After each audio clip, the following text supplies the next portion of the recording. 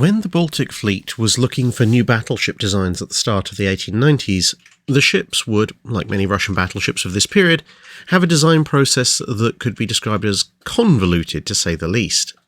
In the beginning, they were uncertain over the size of the ship. Many officers favoured smaller coast defence ships like the 7,100-ton Gangut, while others preferred bigger vessels like the 10,000-ton Navarin, which was at least notionally capable of traversing the high seas.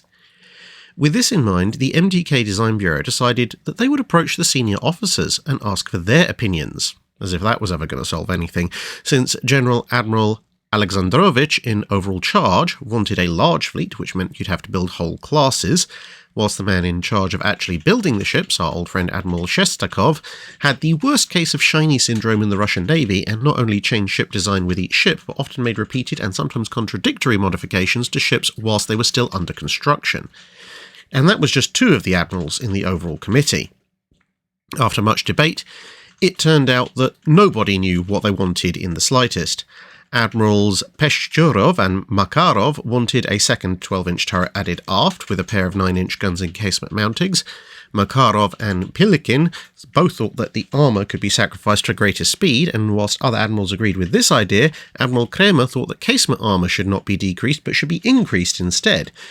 The absolute genius in the room was Admiral Kopyetov, who had the surprising opinion of, actually, I don't like battleships at all, and I think we should build cruisers anyway. And he also had some opinions about these cruisers being primarily dedicated to ramming the enemy. So if all of those contradictory statements and incredibly insightful suggestions weren't quite enough, the designers were then sent straight back to the drawing board anyway, as in November 1890, Vice Admiral Chikayev, the director of the Naval Ministry, ordered the MTK to study two separate design paths instead. A first-class battleship based on Imperator Nikolai I, which would turn into the Poltava class, and a second-class battleship which was based around the Gangut. So, with a bit of paper on official letterhead that someone had usefully penciled Gangut No. 2 ? On, they began. More 12-inch guns were added, barbettes were swapped over for turrets, and a proposed mixed battery of 6-inch and 4.7-inch guns was replaced by a uniform battery of 6-inch guns. Displacement was increased, and on the design chase went. What eventually emerged was a design for a ship that displaced around 8,800 tons, armed with four 12-inch guns in a pair of twin turrets, one fore, one aft, 6 single 6-inch guns, 3 per side in armoured casements, a slightly reduced but still impressive anti-torpedo boat battery of 30 small guns, 12 47mm and 18 37mm, and finally half a dozen small torpedo tubes, one at each end and 2 on each side. In common with other Russian battleships of the period, she could also carry mines to protect her own anchorage on remote missions. Armour was simple nickel steel, although this was an upgrade above the compound armour that had featured on a number of previous designs. The belt ranged from 12 inches to 16 inches thick, with the machinery spaces having the thicker protection and the magazines the thinner, although with the ship dramatically overweight at about 10,400 tons once she commissioned, the whole belt was usually submerged anyway. The turrets had 10 inches of armour, the casements 5 inches, and the deck between 2.5 and 3 inches. A pair of vertical triple expansion engines drove twin screws using 8,500 indicated horsepower for a design speed of 16 knots, although she ended up being a fraction slower than this while generating slightly more power whilst she was on trials. To use proper shipbuilding etiquette, from the beginning of her construction to the end, it was a complete and utter disaster. The Izorski works was already overloaded with constant orders for steel, so new suppliers had to be found, and the administration of the shipyard also forgot to order the stem, the stern posts, the rudder frame, the propeller shaft brackets, and a number of other rather vital components that nobody noticed the lack of until they tried to install them.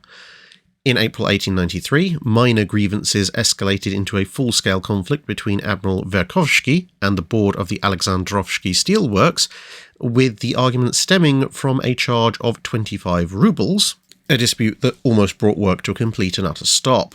Nevertheless, construction ran in fits and starts between August 1891 or May 1892, depending on which formal date you want to accept, through to June 1894, where at least everyone can agree she was actually launched, and then she was officially commissioned in October 1896, After several months of rushed work, when her original commissioning date arrived and they found that minor things like rudder controls, air circulation systems, and one of the main battery turrets either didn't work or were flat out missing, she was eventually named Sissoi Veliky, after a 4th century saint.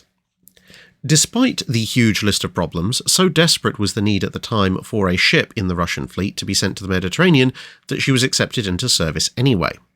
Whilst en route, the bodge job ventilation system was found to be so awful that the captain called into the first civilised foreign port he could find and bought a bunch of electrical fans just in an attempt to keep some of his crew alive and conscious, before gradually watching the ship go dark as one electrical system after another collapsed, the ship eventually pulling into Gibraltar with about as many functioning electrical circuits as Nelson had had aboard Victory at the Battle of Trafalgar. The ship also leaked, and just when all of these issues were being jury-rigged by the crew to kind of work, the rear turret exploded during a firing trial.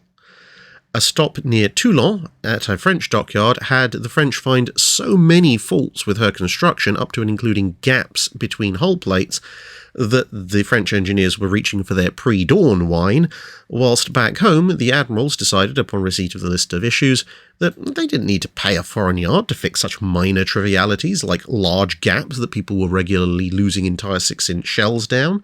That kind of thing could surely be just fixed by the crew in their spare time.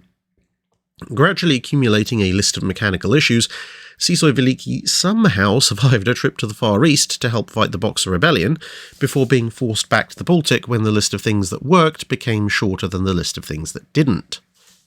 Only some of these issues had been addressed before the ship was sent out with the 2nd Pacific Squadron, making another trip to the Pacific as the crew desperately tried to stay ahead of total cascade failure of all systems.